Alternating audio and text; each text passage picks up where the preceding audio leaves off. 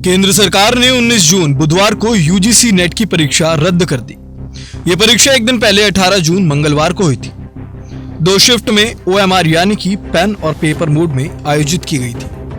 19 जून को विश्वविद्यालय अनुदान आयोग यूजीसी को परीक्षा के बारे में गृह मंत्रालय के Indian cyber crime coordination centre से परीक्षा में गड़बड़ी के इनपुट्स मिले थे। शिक्षा मंत्रालय ने कहा कि प्रथम दृष्टया ये संकेत मिला कि परीक्षा कराने में ईमानदारी नहीं बरती गई। इसके बाद शिक्षा मंत्रालय ने परीक्षा प्रक्रिया की पारदर्शिता को सुनिश्चित करने के लिए इसे रद्द करने का आदेश नेशनल टेस्टिंग एजेंसी यानी कि NTA को दे दिया। अब नए सिरे से परीक्षा होगी और इसकी जानकारी अलग से शेयर भी की जाएगी। केंद्र ने जांच के लिए मामला CBI को सौंप दिया है।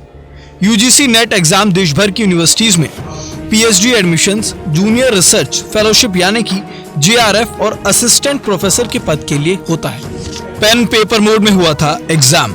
यूजीसी नेट की परीक्षा 83 सब्जेक्ट्स में हुई थी। एग्जाम एक ही दिन में 2 शिफ्ट में हुआ था। पहली शिफ्ट सुबह 9:30 बजे से दोपहर 12:30 बजे तक और दूसरी शिफ्ट दोपहर 3 बजे से लेकर शाम 6 बजे तक थी। यूजीसी के अध्यक्ष M जगदीश कुमार ने बताया था कि देश के 317 शहरों में परीक्षा हुई थी। 11.21 लाख से अधिक पंजीकृत अभ्यर्थियों में से लगभग 81% उपस्थित हुए थे। इससे पहले यूजीसी नेट का एग्जाम ऑनलाइन CBT यानी कि कंप्यूटर बेस्ड टेस्ट होता था।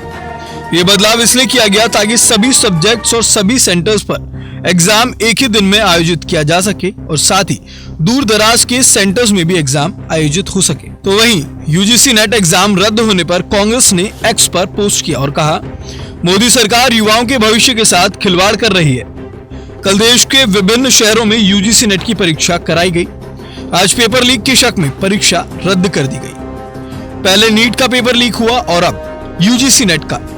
मोदी सरकार पेपर लीक सरकार बन गई है। कांग्रेस महासचिव प्रियंका गांधी वाड्रा ने कहा, भाजपा सरकार का लीक तंत्र व लचर तंत्र युवाओं के लिए घातक है। नीट परीक्षा में हुए घपले की खबरों के बाद अब 18 जून को हुई नेट परीक्षा में गड़बड़ियों की आशंका के चलते रद्द कर दी गई। क्या अब जवाबदेही तय होगी? क्या शिक्षा मंत्री इस लचर तंत्र की जिम्मेदारी लेंगे? आम आदमी पार्टी ने X पर पोस्ट किया और कहा, बीजेपी की निकम्मी सरकार में एक भी परीक्षा बिना धांधली और पेपर लीक के संपन्न नहीं हो रही। इस सरकार से देश के भविष्य का बड़ा नुकसान हो रहा है। देश के करोड़ों छात्र हर रोज निराशा के अंधकार में डूब रहे हैं। देखिए, सरकार अपनी लापरवाही छुपाने की कोशिश कर रही है।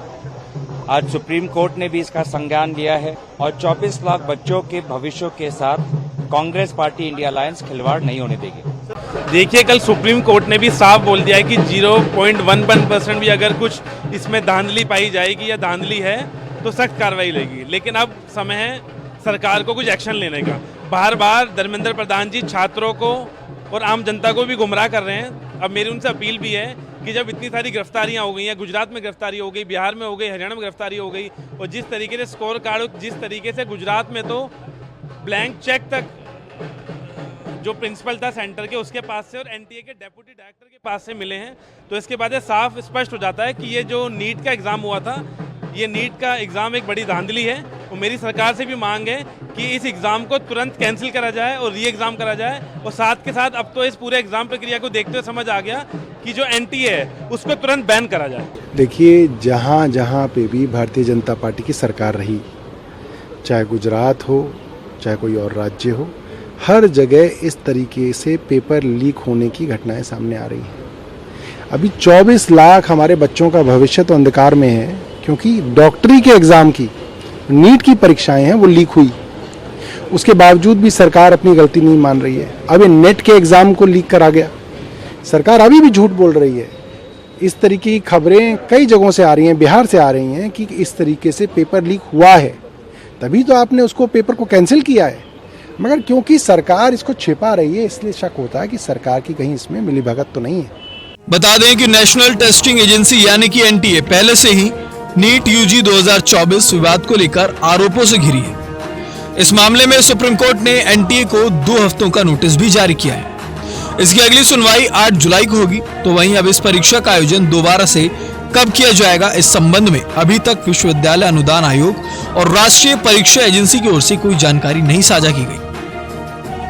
मीडिया रिपोर्ट्स के अनुसार संभावना जताई जा रही है कि जल्द ही दोबारा परीक्षा आयोजित करने की जानकारी यूजीसी या एनटीए की ओर से दी जा सकती है। Bureau report, TNP news.